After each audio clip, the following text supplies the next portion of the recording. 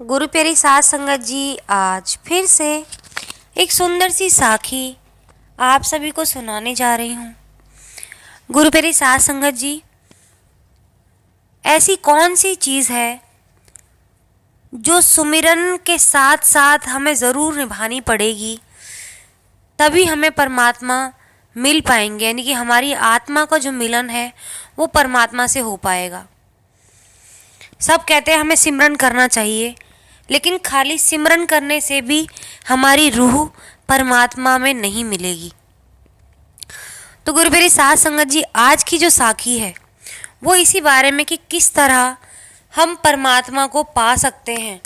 सिमरन तो करना ही करना है, लेकिन इसके साथ ऐसी कौन सी चीज़ है जो हमें नहीं छोड़नी है, और अगर हमने उसको छोड़ दिया तो हम फिर ऐसे ही बीच भंवर में अटके रह जाएंगे, 84 में फंसे रह जाएंगे। तो आइए गुरु प्यारी साध संगत जी, सुनते हैं आज की ये सुंदर सी साखी। ये कहानी है अर्जुन की और श्री कृष्ण की। गुरु प्यारी साध संगत जी, एक बार अर्जुन ने श्री कृष्ण भगवान से पूछा कि माधव, ये सफल जीवन क्या होता है और हम परमात्मा को कैसे पा सकते हैं। तो कृष्ण भगवान ने अर्जुन को बोला कि इस सवाल का जवाब मैं तुम्हें दूंगा, लेकिन अभी मेरा पतंग उड़ाने का मन है, तो मेरे साथ पतंग उड़ाने चलो। तो इतना कहने पे कृष्ण भगवान के साथ अर्जुन चल पड़े। वहाँ कृष्ण जी पतंग उड़ाने लगे।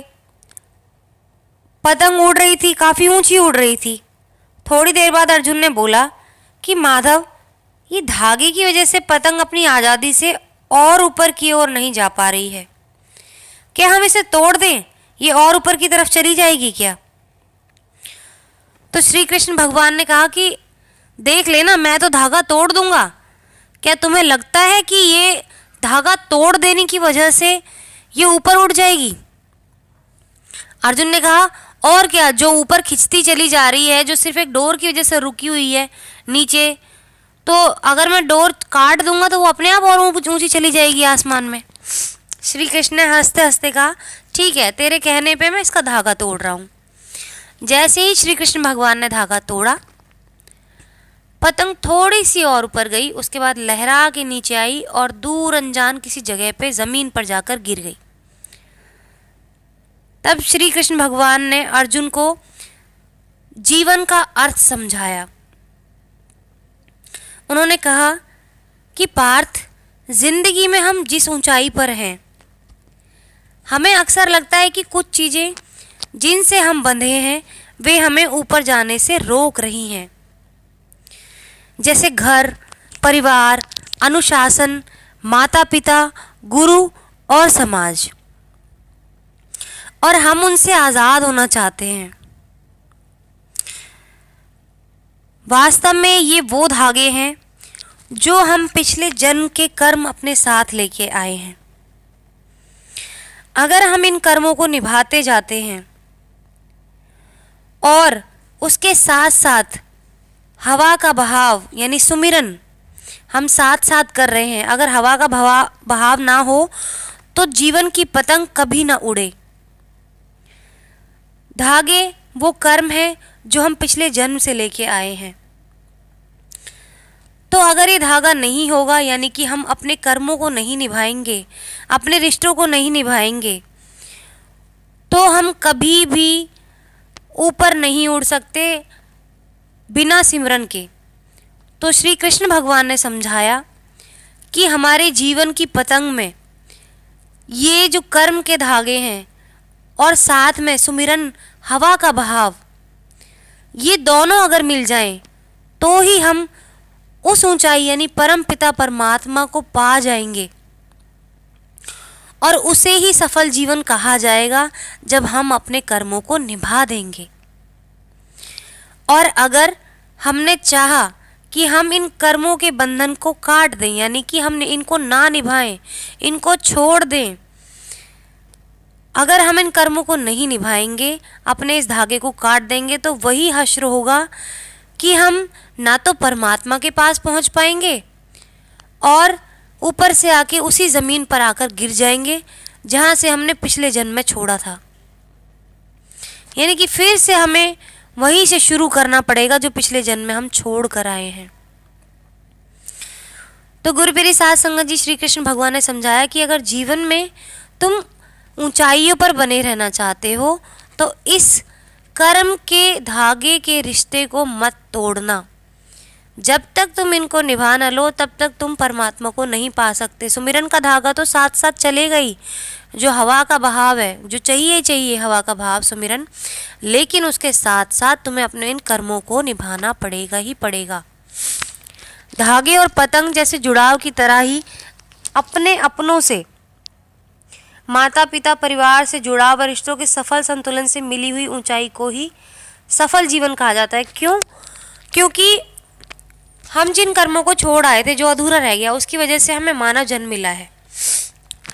और इस मानव जन्म में अगर हमने अपने कर्मों को नहीं निभाया तो हम ऐसे ही उस कटी पतंग की तरह इस ज़मीन पर पड़े रहेंगे, कभी हम अपने परमात्मा से नहीं मिल सकते। तो अगर अपनी रूह की पतंग को अपने परमात्मा तक लेकर जाना है, उस ऊंचाई तक लेकर जाना है, तो सुमिरन के साथ साथ अपने पिछले कर्मों को, या जो इस जन्म में तुम्हें रिश्ते बन के मिले हैं, उनको निभाना ही पड़ेगा। उनको काट के आप कभी भी परमात्मा को नहीं पा सकते।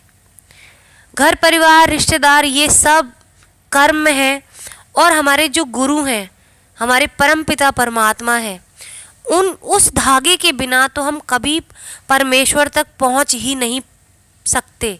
अगर इंसान सोचे कि हम अपने गुरु के यहाँ ना जाएं या गुरु को ना धारें या फिर 3-4 दिन जाके या कुछ समय जाके अपने गुरु को छोड़ दें, तो भी हम अपने परमात्मा को नहीं पा सकते।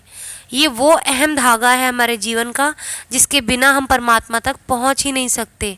परमात्मा ने खुद कहा है कि मुझसे ऊपर वो गुरु है, क्योंकि ये तुझे माफ़ कर सकता है तेरी गलतियों को, मैं सीधा तुझे सज़ा दूंगा। तेरे मन के मैल को धो के तुझे अच्छा खासा करके ये मेरे सामने लेके आता है, ताकि तुझे वो मार ना सहनी पड़े मेरी, तुझे वो सज़ा ना मिल सके। एक गुरु माँ से भी बढ़ के अपने शिष्य से प्यार करता है, ताकि वो अपने बच्चे की हर खामी दूर करके परमपिता परमात्मा के सामने उसको पेश कर सके, उससे मिला सके। तो ये डोर हम चाह के भी नहीं तोड़ सकते। तो गुरु प्यारी साध संगत जी, सफल जीवन वही अगर हम अपने कर्मों को सही से निभा रहे हैं। जो पिछले जन्म के कर्म हमारे रिश्ते के रूप में बदल के इस जन्म में आए हैं, अगर उनको निभा रहे हैं तो हमारा जीवन सफल है। और हमारी आत्मा कब सफल होगी? जब हम इन कर्मों के साथ साथ सुमिरन भी करते रहेंगे। तो गुरु प्यारी साध संगत जी, हम परमात्मा को तभी पा सकते हैं जब हम सुमिरन के साथ साथ अपने इन कर्मों को निभा रहे हैं और किसी का दिल नहीं दुखा रहे, कोई लालच नहीं कर रहे, किसी के साथ बुरा नहीं कर रहे हैं। तो गुरु प्यारी साध संगत जी, ये चीज़ ध्यान रहे कि किसी के साथ कभी कोई बुरा सलूक ना करें, किसी का बुरा ना सोचें, अच्छा सोचें। आप अच्छा सोचेंगे तो आपके साथ और आसपास पॉजिटिविटी ही आएगी। आप नेगेटिव रहेंगे तो ये नेगेटिविटी इस जन्म में तो रहेगी, लेकिन आपको इतना नेगेटिव बना देगी कि आप 84 में भटकते ही रहेंगे। और फिर वो नेगेटिविटी आप चाह के भी नहीं मिटा सकते, क्योंकि ये मानस जन्म 84 लाख योनियों के बाद मिला है।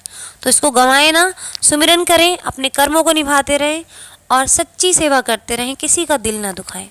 तो गुरु प्यारी साध संगत जी, आज इसी के साथ इस सुंदर सी साखी को यही समाप्त करना चाहूँगी। मिलती हूँ आपसे अपनी अगली वीडियो में नई साखी के साथ। तब तक के लिए खुश रहें, खुशियाँ बांटें और अच्छाई फैलाएं।